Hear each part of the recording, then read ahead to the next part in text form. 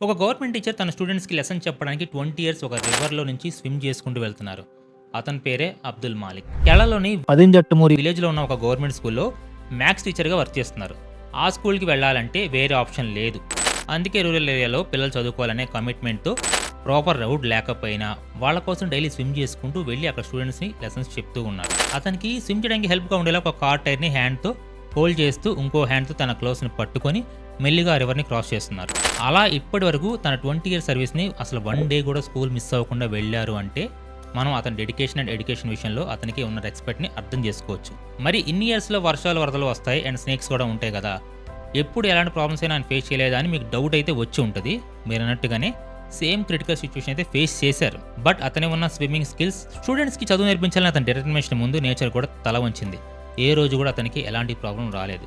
కానీ ఆ రివర్ బాగా పొల్యూట్ అవ్వడంతో అతని స్టూడెంట్స్‌కి మన నేచర్‌ని కాపాడాలి. రివర్‌ని ఎప్పుడూ కూడా పొల్యూట్ చేసే పనులు చేయొద్దని వాళ్ళకి అర్థమయ్యేలా ఎక్స్‌ప్లెయిన్ చేసేవాడు.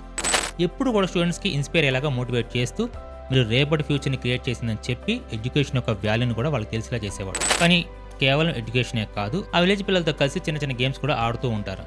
గేమ్స్ ఆడుతున్నప్పుడు చిన్న పిల్లడులా స్టడీ విషయంలో లెక్చరర్‌లా అండ్ వాళ్ళకి మంచి మాటలు చెప్తూ గైడ్ చేస్తూ ఒక మోటివేషన్ స్పీకర్‌లా వాళ్ళకి సపోర్ట్ చేస్తారు. ఒక స్టూడెంట్‌కి ఇలాంటి టీచర్స్ దొరికితే అంతకు మించి అదృష్టం ఇంకోటి ఉండదు కదా! అందుకే గురు బ్రహ్మ, గురు విష్ణు, గురుదేవ మహేశ్వర అని ఊరికే అనలేదు. గైస్ ఇన్ఫర్మేషన్ నచ్చిందని అనుకుంటున్నాను. నచ్చితే ఛానల్ సబ్స్క్రైబ్ చేయండి. అలాగే వీడియోని మీ ఫ్రెండ్స్ అండ్ ఫ్యామిలీ మెంబర్స్‌కి షేర్ చేయండి.